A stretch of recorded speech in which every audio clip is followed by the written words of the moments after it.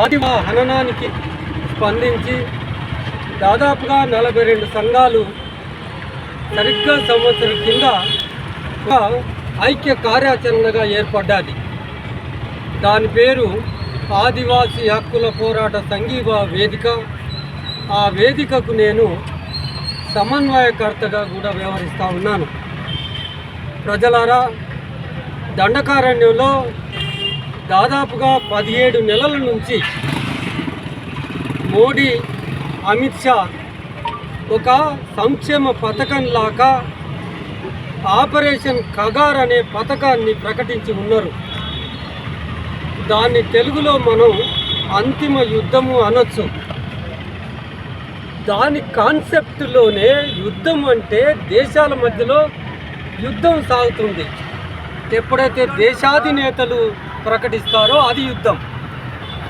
మనం ఇవాళ సామాన్య ప్రజలుగా ఆలోచించాల్సింది ఏంటి అంటే, యుద్ధం అంతర్గతంగా దేశంలోనే ప్రకటించవచ్చా? ఇవాళ మావోయిస్టుల పేరు చెప్పి మావోయిస్టులను అంతం చేయడానికి యుద్ధం ప్రకటించవచ్చు. రేపు మన వరకు వస్తుందని కూడా ఆలోచించండి. మతోన్మాదం అధికారం అయి ఉన్నది. మతోన్మాదం ఫాసిజాన్ని అంతం చేరుకొని ఉన్నది. ఆ దశను చేరుకున్న మతోన్మాదం ఇవాళ ప్రజల మీద పడి దాని సిద్ధాంతంలోనే ఉంది. ముస్లింల పైన దాడి చేయాలి, క్రిస్టియన్ల పైన దాడి చేయాలి, కమ్యూనిస్టుల పైన దాడి చేయాలి. మొట్టమొదలు అంబేద్కరిస్టులు, దళితులు, గిరిజనుల మీద దాడులు కొనసాగించాలి. మొట్టమొదలు మెల్లమెల్లగా దళితుల మీద దాడులు మొదలుపెట్టి, ముస్లిం మీద దాడులు మొదలుపెట్టి, ఇవాళ కమ్యూనిస్టులు, మావోయిస్టులు, నక్సలైట్ల మీద దాడులు చేస్తూ ఉన్నారు. మనం ఆలోచించాల్సింది ఏంటి అంటే, వాళ్ళు మావోయిస్టు పార్టీ అనేది ఒక రాజకీయ పార్టీ. రాజకీయ పార్టీతో రాజకీయంగా వ్యవహరించలేరా? ఆ రాజకీయ పార్టీ ఏ ప్రజల ఆకాంక్షలను, ఏ ప్రజల డిమాండ్లను అధికారుల ముందు, పాలకుల ముందు పెడుతుంది, దాన్ని పరిగణలోకి తీసుకోండి.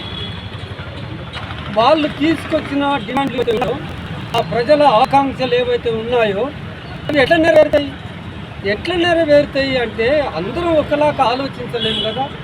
ప్రజాస్వామ్య వ్యవస్థలో ఈ ప్రజాస్వామ్య పద్ధతి ద్వారా ప్రజల ఆకాంక్షలు నెరవేరమని గట్టిగా ఆలోచించి ప్రత్యక్షమైన సాయుధ పోరాటం ద్వారానే ప్రజల ఆకాంక్షలు నెరవేరుస్తాయని వాళ్ళు భావించారేమో. అది తప్పని ఎట్లంటాం?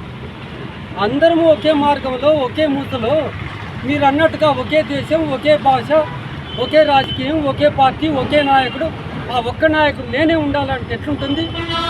భిన్న ఆలోచనల సమాహారమే భారతదేశ వ్యవస్థ. ఈ భారతదేశ వ్యవస్థలో చూశారేమో, కొన్ని ఏళ్ల వరకు చూశారు. ఇప్పటికీ కూడా 78 సంవత్సరాల స్వతంత్ర భారతదేశంలో ఎక్కడైనా ఏ సమస్య అయినా పరిష్కరించబడిందా?